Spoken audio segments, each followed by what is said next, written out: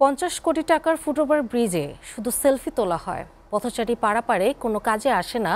রাজশাহীর সাবেক মেয়র খায়রুজ্জামান লিটনের লুটপাট প্রকল্পের এখন যেন নির্মম সাক্ষী হয়ে দাঁড়িয়ে আছে ব্রিজগুলো। নগর পরিকল্পনাবিদরা বলছেন, বিপুল খরচে এগুলো নির্মাণের ক্ষেত্রে সম্ভাব্যতা যাচাই না করেই উন্নয়নের নামে কেবল লোক দেখানো কাজ করা হয়েছে। রাজশাহী থেকে জিয়াউল গনি সেলিমের প্রতিবেদন। ছবি তুলেছে। রাজশাহী নগরীর ধবধবে সাদা আর নান্দনিক ডিজাইনের এই ফুটওভার ব্রিজগুলো নজর কাড়ে কম বেশি সবারই। ল্যাম্পপোস্টের আলো আঁধারির খেলায় এগুলো যেন শুভ্রতার মূর্ত প্রতীক হয়ে দ্যুতি ছড়াচ্ছে। ফুটওভার ব্রিজগুলোতে মানুষের তেমন কোনো পারাপার নেই, তবে ছবি তোলা কিংবা টিকটকারদের ভিডিও করার জন্য বেশ পছন্দের জায়গা। যদিও পথচারী পারাপারের জন্য মধ্য নগরী জুড়ে এরকম 8টি ফুটওভার ব্রিজ নির্মাণ করেছে সিটি কর্পোরেশন, কিন্তু এগুলো কোনো কাজেই আসেনি।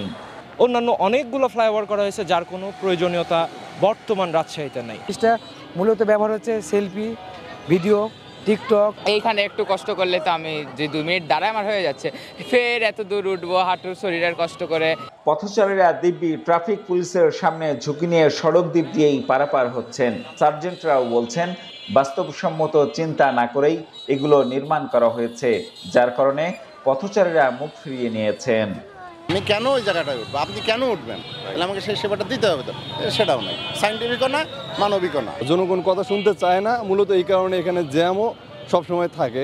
এদিকে নগর পরিকল্পনাবিদরা বলছেন, স্থান নির্বাচন, নির্মাণ ত্রুটি ও অব্যবস্থাপনার কারণে ফুটওভার ব্রিজগুলো পথচারীদের টানে না।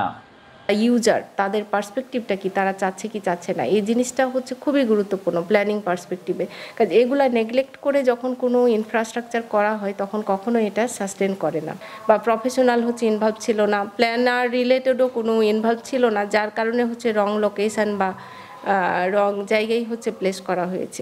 এমন অভিযোগ অকপটে স্বীকারও করেছেন সিটি কর্পোরেশনের প্রধান নির্বাহী কর্মকর্তা।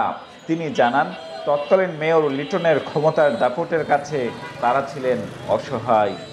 আরও একটু কঠোর হতে পারতাম, সেটা যে কোনো কারণে হোক কর্পোরেশন হতে পারেনি, এবং সেটা কর্পোরেশনের দায়িত্ব ছিল। কারণ কর্পোরেশনের মেয়র বা কাউন্সিলর মানে তারা এতটাই পাওয়ারফুল যে অনেক কিছুর চাইতে তাদের লিখিত পাওয়ার এবং অলিখিত পাওয়ার সব কিছুই থাকে।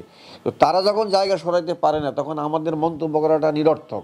রাজশাহী সিটি কর্পোরেশনের প্রায় 3000 কোটি টাকার সমন্বিত নগর অবকাঠামো উন্নয়ন শীর্ষক প্রকল্প থেকে এসব ফুটওভার ব্রিজ নির্মাণ করা হয়।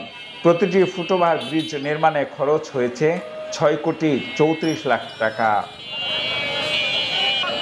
জিয়াউল গনি সেলিম, এসএটিভি, রাজশাহী।